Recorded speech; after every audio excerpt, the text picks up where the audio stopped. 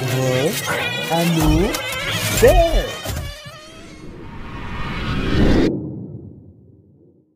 Bonjour à tous, j'espère que vous allez bien. Aujourd'hui, on va parler du Tecno RC MT 410 en fin de vidéo. Pour ceux que ça intéresse, on va ouvrir le colis de Eric. Merci Eric. On a fait un échange de bons procédés avec Eric, l'abonné depuis de longue date. Merci Eric en tout cas d'avoir pensé à moi. Et bien évidemment, on m'a demandé ce que je pensais du MT 410. Alors je t'avoue que je fais cette vidéo un peu tôt. D'habitude j'attends au moins 10 packs. Là l'engin il a 6 packs. Mais alors c'est vrai qu'il y a peut-être des... En gros elle est caduque cette vidéo déjà de base. Je t'explique pourquoi. Parce que le kit n'est plus disponible. Donc si je fais cette vidéo là, c'est si tu veux pour vraiment la communauté, ni plus ni moins. Il n'y a pas d'avis important à avoir sur la machine puisqu'elle est bien connue, clairement. Mais voilà, on me demande mon avis parce que certains peut-être vont vouloir se la trouver d'occasion. Est-ce qu'il y aura une réédition? J'en sais rien. Bref. Donc c'est un châssis qui est vendu pour du 1/10, qui n'est absolument pas un 1/10. Puisque c'est la taille d'un Outcast. Si ça peut te rassurer, je vais y arriver à la prendre. Hop là. La taille d'un Outcast. On va parler déjà de son ergonomie qui est un peu spéciale. Elle a de longs triangles pour un châssis extrêmement fin.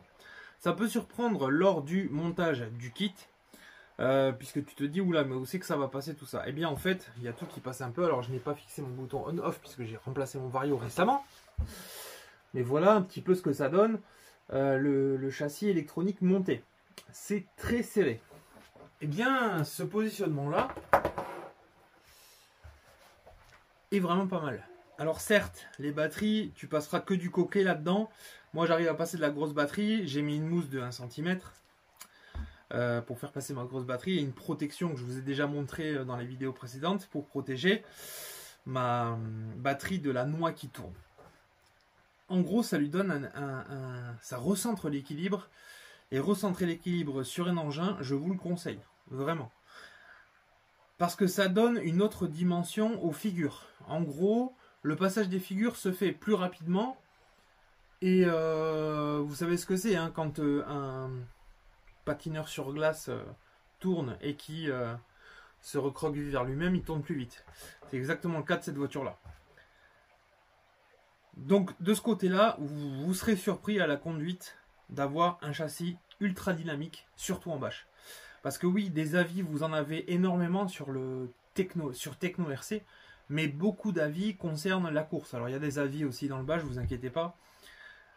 Mais en français moins. Tout est vraiment tout. Alors, on est sur de la configuration ancienne, architecture. Il n'y a pas de triangle supérieur, ce sont des biellettes. Tout est par biellette d'ailleurs, parce qu'aujourd'hui les constructeurs fonctionnent avec des biellettes plastiques justement pour pas que ça casse. Les renforts châssis sont en plastique.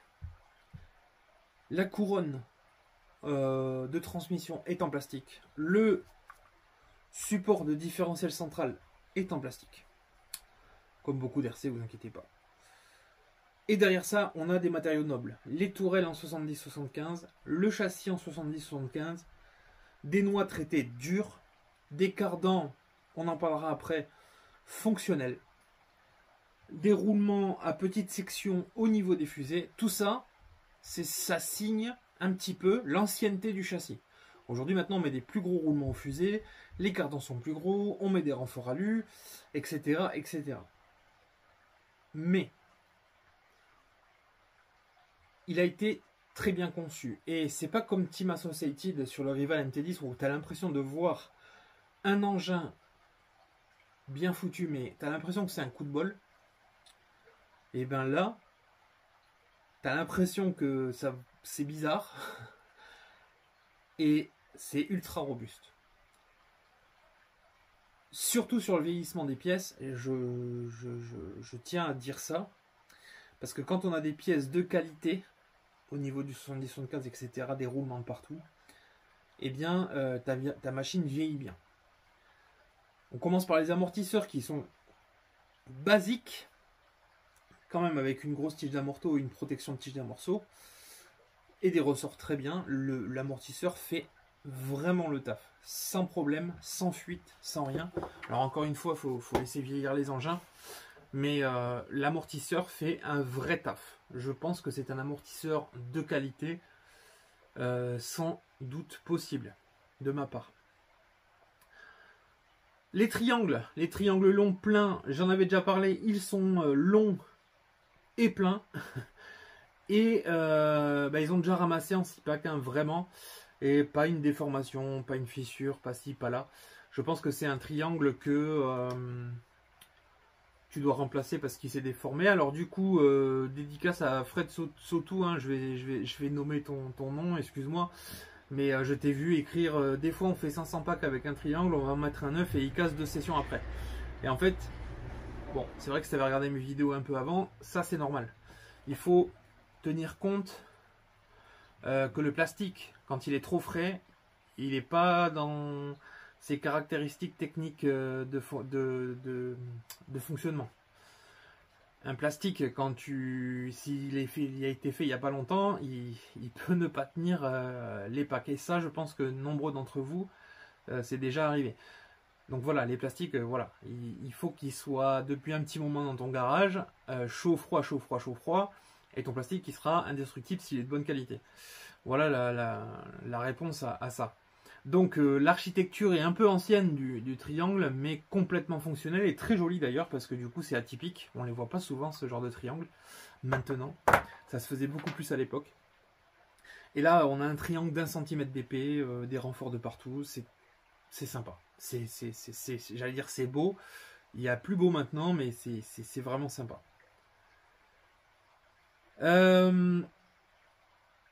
On n'a pas de protection d'origine au niveau de la transmission, c'est un peu gênant parce que bon ceux qui bâchent le savent, on roule du gravier, on roule du sable, on roule de la terre. La terre c'est absolument pas un problème, le sable ça va, les graviers nada. Donc j'en place une pour vous dire. Il y a Olivier, merci, d'ailleurs grosse dédicace à Olivier, c'est grâce à Olivier que j'ai ce châssis, donc dédicace à lui. M'avait envoyé un fichier STL de ce cache en fait. Et le truc c'est que oui, il m'a fait 2 packs et maintenant bon ça casse. C'est logique, hein, il est dans les bonnes mesures, mais il n'est pas bien pensé. Ah, pardon. Il est dans les bonnes mesures, plutôt avec une bonne architecture, on va dire. Mais le gars, il a juste dessiné la pièce, il n'a pas pensé à la renforcer. Voilà, là c'est plus français. Pour le coup, j'ai dû redessiner complètement la pièce. Et c'est une pièce en 3 mm. Alors là, attends, j'ai la pièce au milieu, c'est pour ça. Voilà. Là en 3 mm, c'est déjà une autre pièce. Et pour le coup, moi personnellement, j'ai travaillé pour finir un petit peu ce qu'il avait commencé lui.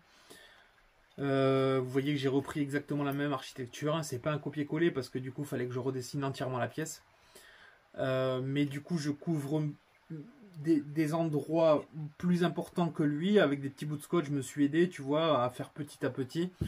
Donc là la dernière pièce est en train de se finir, mais voilà, ça c'est la pièce finale avec des petits rajouts sur la dernière. Où est le cache? J'essaierai de la mettre en description si j'oublie pas. Hop, ça vient normalement se mettre bien dedans. Voilà. Tac. Donc ça, c'est le cache de votre différentiel central.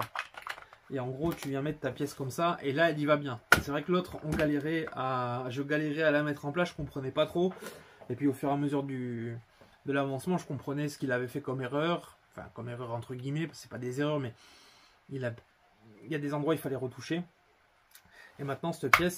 elle est en 3 mm et elle couvre bien ma transmission. Voilà.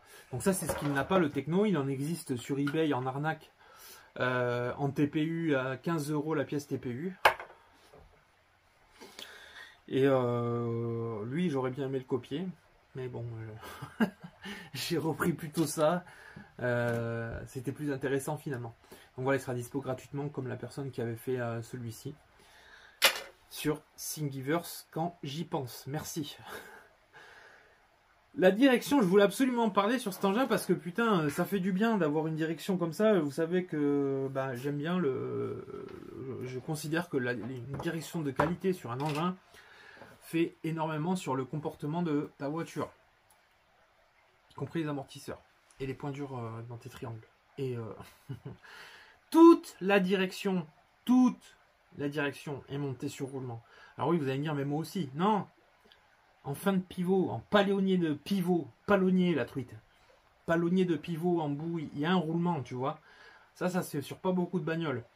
Il y a un roulement sur les colonnes. Voilà, c'est ce qui comptait le plus pour moi. Du coup, ça te donne une direction vraiment fluide.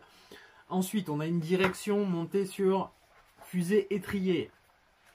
Ça se fait encore, hein, il n'y a pas de problème. Bon, on en voit moins, mais ça se fait encore. Et ce qui va pas en général sur ces directions-là, c'est l'angle de braquage qui est un peu limité pour du bash. Là, absolument pas. J'étais même obligé de moi-même le limiter à la radio parce qu'il y en avait trop. Donc, côté direction, c'est parfait. Il n'y a pas de problème. Les pare-chocs, je les ai pas encore exploités. Les pare-chocs, il faut leur donner 15-20 packs pour voir. Ils sont fonctionnels, ils n'ont pas cassé au bout de 6 packs. Et vu leur ganache, j'ai pas l'impression qu'ils sont partis pour casser. Ils sont fins, mais ils ont l'air de faire largement le taf, sans problème.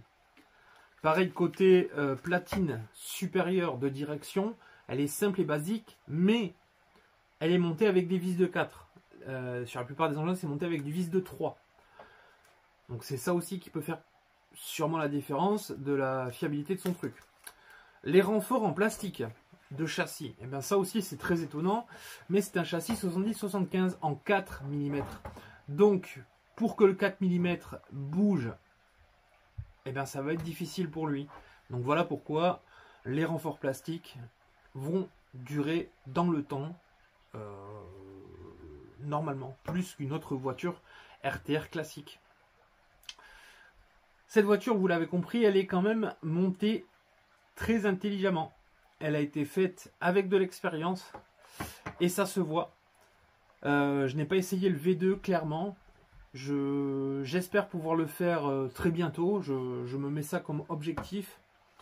Même si je sais que le V2 ce n'est pas le V1. J'espère très sincèrement que Tecno un jour, par chance, verra cette vidéo. J'espère très sincèrement que vous referez la même taille de modèle que celui-ci pour les bâcheurs. C'est important pour nous. On exploite beaucoup de terrains différents. On a besoin de grandes tailles comme celui-ci. Les petites tailles, c'est très bien, mais en skatepark. Voilà, c'était ce que je devais rajouter. Et n'hésitez pas à soutenir ça si vous êtes du même avis que moi. De manière à retrouver un modèle comme celui-ci. Et bon, apparemment, vous avez toute confiance en Tecno pour pouvoir ressortir un modèle comme ça. J'ai aussi cassé une pièce et voilé les cardans. Donc la pièce que j'ai cassée, c'est une chape. Je vais dire que la casse de cette chape était en adéquation avec l'utilisation que j'en faisais. Et ouais mec, et c'est vrai. Les chapes sont monstrueuses. Alors évidemment ça s'est pas tordu. Donc c'est la chape qui casse. Il faut bien que quelque chose casse. Mais chez moi c'est une question d'habitude. Je sais qu'il y en a qui l'ont mal pris, que je mette une photo d'une chape cassée. Mais je fais ça pour toutes les voitures. C'est comme ça. Les voitures elles cassent. Et c'est pas parce que c'est Tecno qu'il ne faut pas montrer que c'est cassé. Ou alors comparer avec en disant oui tu fais pas pareil avec Coralie. C'est encore pire avec Coralie. Je fais des vidéos détaillées et des lives de 2 heures en expliquant le défaut qu'il y avait sur les voitures. C'est normal les casses. Alors il y a des voitures à gros défauts, il y a des voitures à défauts, il y a des voitures avec des petits défauts, il y a des voitures sans défauts, mais toutes, absolument toutes, cassent dans le bash. C'est comme ça. Donc là j'ai cassé une chape et c'est pour ça que je dis que c'était en adéquation avec le pilotage que j'ai eu. En vrai, elle méritait depuis un petit moment la chape. Donc voilà. Pour l'instant, en 6 packs, les chapes, je les considère pas comme un défaut. C'est sûr que si j'en casse 10 en 10 packs, je te dis direct c'est de la merde. Là, j'en ai cassé une en 6 packs. Bon, c'est quelque chose de fréquent, les chapes qui cassent. Donc voilà, je le mets pas du tout en anomalie sur cet engin. Au niveau des noix, aucune marque. en 6 packs. Et en fait, des noix un petit peu fragiles, en vrai, tu commences à le voir en 6 packs. Donc, à mon humble avis, les noix sont traitées très dures. Donc, ça, c'est bien pour ceux qui aiment les noix. Mais j'ai rien à déclarer là-dessus. J'ai un cardan qui s'est sorti de sa noix sur une réception. Donc là, on peut... C'est un peu chiant ça parce que quand le cardan sort de sa noix comme ça, après il est bloqué, il faut redémonter pour replacer le cardan. Le cardan est un peu loin de la noix. Je l'aurais mis 1 mm un peu plus à l'intérieur. Donc voir si je peux pas caler la fusée. Je ne sais pas comment. Peut-être qu'il y a une technique, une astuce, vous me direz. Mais je vais sûrement faire rentrer mes cardans 1 mm de plus dans la noix pour éviter que ça me réarrive. Et j'ai donc tordu les cardans et je dirais que c'est pour moi la faiblesse de cet engin. Donc très sincèrement, les cardans sont de qualité. Une qualité classique. Pas renforcé rien parce que du coup je l'ai redressé, mais j'ai remarqué que j'avais les 4 qui commençaient à être voilés. Et en plus de ça, voilés à partir de la rotule. Et là, c'est là le plus difficile à remettre droit. Et quand j'ai redressé le cardan, il est traité, on sent qu'il est traité, mais il est plutôt mou. Et je dirais que le traitement et la matière sont bonnes, mais c'est plutôt le diamètre qui fait qu'on ressent que c'est mou.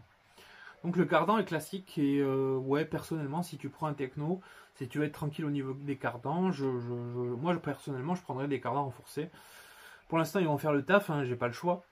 Ils sont les 4 un petit peu voilés. Et ils ne touchent pas le cardan, ils ne touchent pas le triangle, ils sont pas gênants, ils font pas de bruit, donc il n'y a pas de problème. C'est à partir du moment où vraiment ils se voilent, ils se revoilent, je partirai sur du renforcé. Je crois que GPM en fait. Après, je connais pas les autres qui le font. Mais voilà, ça c'est, encore une fois, c'est uniquement que mon avis. Hein. Certains les tordront pas. Le pilotage fait que on casse des pièces différentes pour chaque utilisateur. Mais en tout cas, dans mon utilisation à moi, et vous voyez comment je conduis, et bien du coup les cardans se voilent suite aux chutes répétées. Donc ça c'est le seul point que j'ai noté qui pour moi est une faiblesse avec mon pilotage. Dedans j'ai quand même rentré un 42-74, donc je sais qu'il y en a beaucoup qui l'ont rentré, et le Torox 185, le magique, le vrai, le seul, l'unique, le Team Coralie. J'adore ce variateur. Et d'ailleurs, il fait très beau dans le châssis et il fait énormément le taf avec cet engin. Bref, vous l'avez compris, vous avez un Chronos en 4S, grosso modo. On a totalement les sensations d'un Chronos, mais en 4S. Et en plus de ça, tu as une vraie qualité. Nota que le montage s'est super bien passé. Je dois dire que leur notice est absolument bien faite. Et j'ai rien à redire dessus. J'ai trouvé, selon moi, 2 petites erreurs. Au niveau du perçage du capuchon qui est annoncé après le montage de l'amortisseur. Voilà, la deuxième, je ne me rappelle plus très bien, mais je sais qu'il y en a une deuxième que j'ai notée. Mais c'est une notice à la portée de tout le monde. Vraiment. Elle est très bien faite. Elle est en couleur, avec des images. À côté, Tamiya, c'est un Lego acheté en Chine.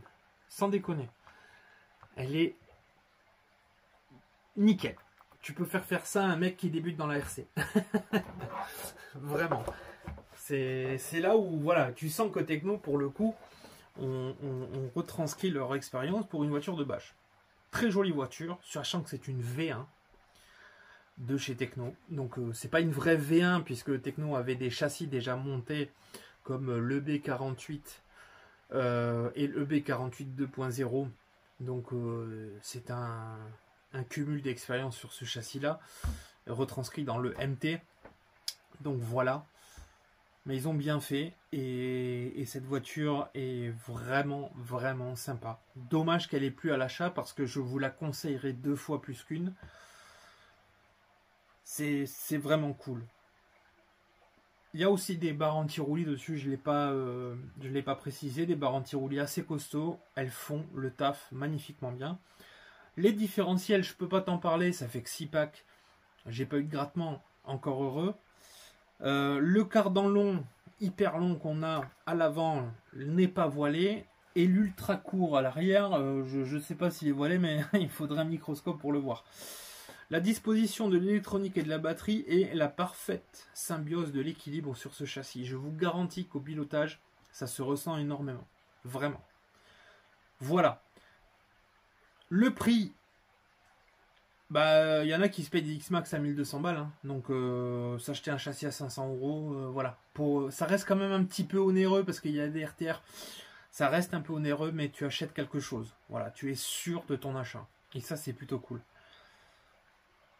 Voilà ce que j'en dis du Techno RC MT410. J'espère qu'il y aura une autre version dans cette taille-là. Très sincèrement. J'espère qu'ils ne se planteront pas non plus à mettre des pièces superflues qui auront plutôt tendance à casser parce que le superflu est une panne peut-être de plus. Donc attention au superflu. Là il est simple. D'ailleurs même il manque presque de superflu. Mais trop de superflu tue le superflu. Ça c'est clair. Voilà mon avis sur le Techno RC. C'est une très bonne machine de bonne qualité. Et j'espère avoir été clair pour ceux qui bataillent. Non mais en plus voilà, c'est mon avis sincère, honnête et précis. Ce petit Techno RC, je prends beaucoup de plaisir à le piloter.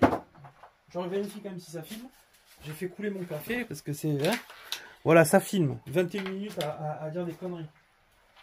Putain, ah oui, dessus, j'ai mis les... Vous le savez, mais... J'ai mis les pneus D-Boots Backflip. Pour moi, c'est les 4S, hein, mais il n'y a pas marqué. Mais bon, c'est les 4S.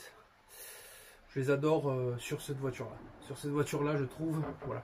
Après, il y en a qui mettent les 6S. Les D-Boots 4S, moi, je kiffe. La morphologie que ça donne, tout ça, je kiffe. Le colis d'Eric. Donc, il m'a marchandé. Il m'a demandé un cash. Il paraît que ce cash se vend 26 €. Hein. Il paraît que cette merde de 1 mm se vend 26 €. Voilà, j'en profite de fin de vidéo pour vous dire ça parce que...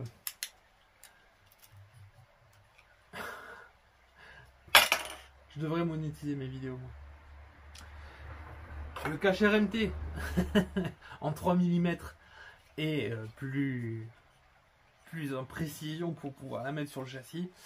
Là, voilà. Donc Eric, je t'en ai envoyé un déjà des caches, mais je vais t'envoyer celui-là qui sera 1 million de fois mieux. Et Olivier d'ailleurs, si tu le veux aussi, avec grand plaisir je te l'envoie. Tu as juste à me le dire. Il est bien, il est propre, il est beau Olivier. Tu vois celui-là, je sais que le tien il fonctionne.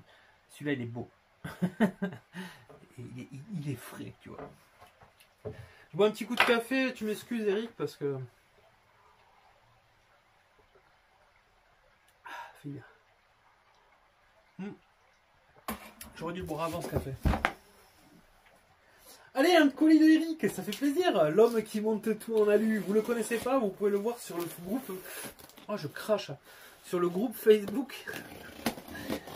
Vive le modélisme. Le groupe RMT. Ah, surprise, c'est pas là. Je sais ce que c'est, hein. Je vous le dis pas, mais je sais ce que c'est. C'est des lingots d'or. On prépare la 3e guerre mondiale.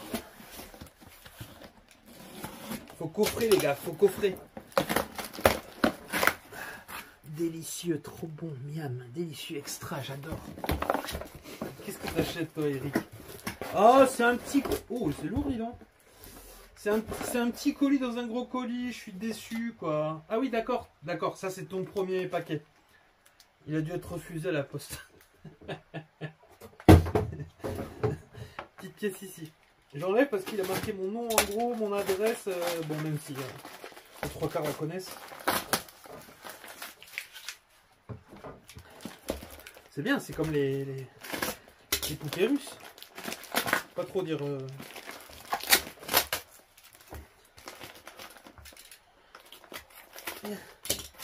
Non, il y en a un autre.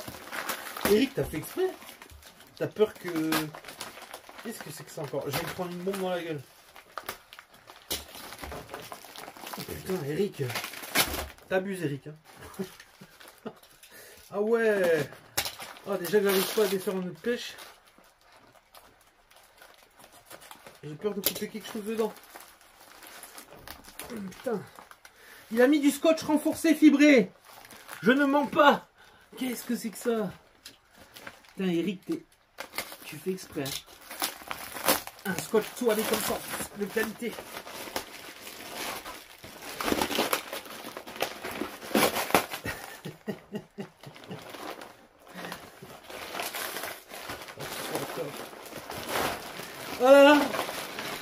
y arrive. C'est le placenta. Ah. Eh, mais le poids. Il n'y a pas de pire. Il y a des doubles poches et tout. Non, mais Eric, franchement, tu me tues là. Ah, il est sympa. Regardez-moi ça. Regardez-moi tout ce qu'il m'envoie. Oh. Oh, oh, oh. Oh. Get un fou, Eric. Get ça. Get ça. Oh là là, même quand SKF il m'avait envoyé des roulements, j'ai jamais eu autant. Je vais faire une boîte à roulements, Eric. Merci. Oh fuck. Et tout neuf, hein. Y a pas une chape? Y a pas de chape. Et voilà. Bon, super. Franchement, super. Oh, super. Le pare-choc avant. Le pare-choc arrière. Le bumper avant. Le bumper arrière. Renfort de châssis. Pivot de direction. Fusée arrière. Fusée avant. Corps. Une couronne. Toute neuve. Bulkhead. Bulkhead. Bulkhead. Support de diff central. Support de diff central. Eh ben, la platine supérieure de direction. Un renfort arrière. Non, avant. Le renfort arrière. Ou le contraire. Fusée avant. Super, merci Eric. Ah, les capuchons. Ah, il veut pas de plastique, Eric. Il a dit, moi, le plastique, c'est pas fantastique. Je mets de l'alu, mon gars. Et il doit peser un âne mort, ton techno. Les capuchons. Maman, je suis bien. Regarde-moi ça, la pièce toute neuve encore. Là, là, là. Oh là là, tu m'as mis super bien. Les roulements, là, je vais les planter. Ça va peut-être repousser. Putain. Eh ben, on va se faire une petite boîte techno, hein. Merci, Eric. Ah, je pensais pas autant, je croyais que tu m'envoyais dit ouais le plastique, mais calme-toi, t'as pas mis des pare-chocs en alu quand même. Ça c'est neuf, neuf dans le papier. On va remonter un autre techno, messieurs dames. Putain, magnifique. Ben merci Eric. Bon voilà, j'espère que cette vidéo t'a plu. Là je lâche un petit com pour Eric s'il te plaît, si ça te dérange pas, ça fait toujours plaisir. Même si en ce moment je reçois pas mal de colis. Dur à faire tous les noms. Encore un big up à Olivier, ça fait un petit moment, mais un gros bisou à Olivier à lui, parce que c'est grâce à lui aussi cette vidéo, c'est tout ce contenu, c'est vraiment grâce à lui, donc de tout cœur, un bisou à Olivier, un bisou à Eric, un bisou à Frédéric Joly, un bisou à John, à tous les membres là qui sont venus, merci beaucoup les gars de soutenir. D'ailleurs en parlant de ça, les membres, en ce moment là sur certaines vidéos je vous les mets un jour à l'avance, comme ça vous avez accès pendant un jour, puis après pour que personne ne soit lésé, parce que les abonnés qui sont là sans être membres sont autant importants que ceux qui sont membres. Vous êtes au même taux d'égalité pour moi dans mon cœur, donc mais bon, il fallait que je fasse quelque chose pour ceux qui veulent donner un coup de pouce à la chaîne. Évidemment, j'avais jamais fait quelque chose. Et ben là voilà, quand je pourrai, et ce sera le plus souvent possible, je mettrai à un jour d'intervalle la vidéo qui sortira pour ceux qui apprécient beaucoup la chaîne. Voilà, lâchez votre petit pouce, n'hésitez pas à commenter si ça vous a plu, je vous embrasse fort, et vive le modélisme. Tchuss!